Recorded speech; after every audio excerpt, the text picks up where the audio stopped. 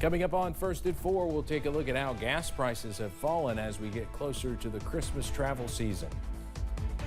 Plus, the longest-serving senator is retiring, Vermont's Patrick Leahy. And wet weather looks to be a consistent feature of the next 7 days, but still plenty of dry time on the way as well. The latest up next is First at 4. Continues. Mountain News First at 4 continues. Chances are you have noticed a little less pain at the pump lately. Gas prices are falling, and you might be paying less than $3 a gallon in some places. WYMT's Phil Pendleton spoke to drivers about what they're seeing. Gas prices here in London are anywhere from $2.87 to $2.91 a gallon. We're just off of Interstate 75. Nationwide gas prices are just over $3 a gallon, and many drivers say that it is a much different situation than they faced last summer. Less demand for oil is driving prices down. Bluegrass AAA spokesperson says that is primarily because of global issues right now, such as COVID-19 related lockdowns in China keeping people from driving there. Gasoline nationwide is averaging around $3.30 a gallon, which is lower than what it was this time last year. It's certainly good news for people getting ready to travel for Christmas. The Guffey brothers just returned from a trip to Tennessee and say that it's easier when prices are this low. It has helped a whole lot. You do see people traveling more right now since it has went down some. But you're going to find a wide range of gas prices in Kentucky. In parts of western Kentucky, it may be $2.39 a gallon. Around Louisville or northern Kentucky, it's likely going to be well over $3 a gallon. In Laurel County, Phil Pendleton, now back to you. AAA reports that prices did not increase significantly during hurricane season because none of the storms disrupted production in the Gulf of Mexico. The WYMT Food City Mountain Basketball Classic Scholarship Awards ceremony was held on Tuesday, but in the days since we have shared a few stories of some of the winners. Hunter Atkins is a senior at Pike County Central High School with plans to take his passion for learning to the University of Pikeville. Atkins was one of 3 winners of the Ralph Gabbard Memorial Scholarship, which he says will help him seek education and experience. College experience. I have an older brother in college, and he always talks about how much he loves college, and it's just that experience. It really helps further you as a person and further you through your knowledge. Though his dream is not to pursue broadcasting, which is Gabbard's legacy, he says broadcasting has helped him see the importance of connections. Hear his story coming up. More of his story coming up tonight at 6 o'clock. As Christmas rolls around, many folks are getting new pets, but it's important to make sure you adopt and do not shop this holiday season. Many local animal shelters throughout the region are at capacity and are looking for families to adopt or foster some of their animals through the holidays. Officials add it's important to know that if you do plan to adopt this holiday season, that pets are a huge commitment that could last decades. A lot of people need to really think, again, puppies are cute. Kittens are, they're all beautiful, but people need to understand it is a commitment. And I know our kids want, I want a puppy, but they need to understand that it is a commitment. Allen also adds that adopting also helps out the shelters and allows them to take in even more animals. We'll have more about this tonight at 6. So far this year, there have been more than a dozen domestic violence-related homicides, and during the holiday season, advocates say the cases tend to increase. Stephanie Theekson with the Domestic and Sexual Violence Prevention Coalition says people think that the uptick in domestic violence is due to holiday stress and finances, but she says that's not always the case.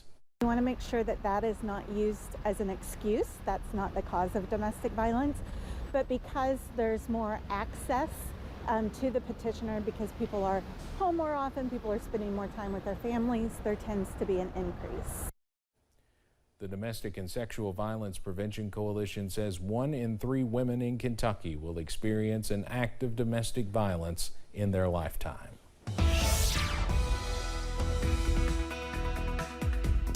Well, it's remained dry for much of the day, and in some spots we've been talking about, we've seen a little bit of sunshine, and right now that includes downtown Hazard. Here's a look at Triangle Park with a little bit of that setting sun in the background as night 2 of Christmas in a Small Town gets underway. I know they were blowing up the inflatables there. Santa Claus, a reindeer, they've got a snowman, and I believe that's a nutcracker back there, and a Christmas tree. So activities already getting underway there at the pavilion in Triangle Park. So head on out there if you do get an opportunity later on tonight. There's the view, a foggy, misty view from atop Buffalo Mountain here in Perry County. 52 with a little bit of that sunshine as it sets here this evening. Temperatures where it's gotten a little warmer.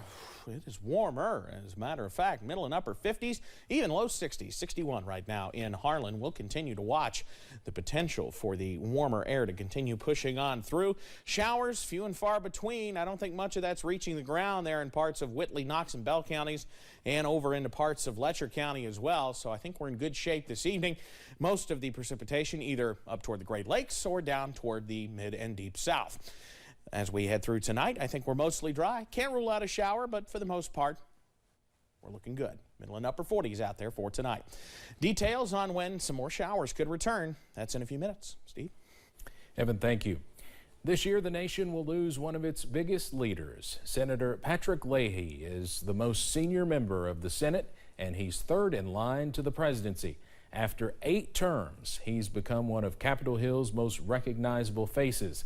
WYMT Washington News Bureau reporter Jamie Bittner was invited to speak with him in his Capitol Hill office to talk about the towering legacy he'll leave behind those doors. A picture of history. The most senior member of the Senate is writing his own story, now in a book and in the cherished photos he's taken with his own hands. I love it whenever one of my photographs is published. Senator Patrick Leahy calls this one his conscience photo. What he's saying to me, I'm thinking this way: I can never do anything for you. What do you do for people like me? A conscience which guided him through Watergate, I'm not a crook, Vietnam, and January 6, 2021. Do you feel that that day was your worst day on Capitol Hill? It was in this way. I mean, obviously it was a terrifying day at 9/11 and other things that have happened. Horrible day, the day before my birthday when Ronald Reagan was shot. But this, seeing it right here, I mean, we didn't know what was happening. We're all in the Senate chamber. It was the Democrat from Vermont who rallied lawmakers to continue the public vote. Go and let the American people see how each one of us votes, how each one of us react. And I was amazed I got a standing ovation. For as many people who know you as a U.S. Senator, I think even more know you as the guy from Batman. Who do you think was the best Batman, and what's your favorite movie? Well, the one I probably enjoyed the most, if you can call it enjoyment, took all night long to film one scene, was with Heath Ledger as the Joker. Michael Keaton, I always couldn't get over the fact that he's so short, and yet he looks tall in the movie. It was the Dark Knight series were the best ones. How do you want people to remember you and your time here? I want them to know, as I say in the book, is the road I took. And it was one to put Vermont and the country first. In Washington, I'm Jamie Bittner. Coming up on First at 4, Elon Musk is not the wealthiest man on the planet anymore. And I can't rule out some showers or even some mist, but things are looking better for parts of the weekend. Those details on the way.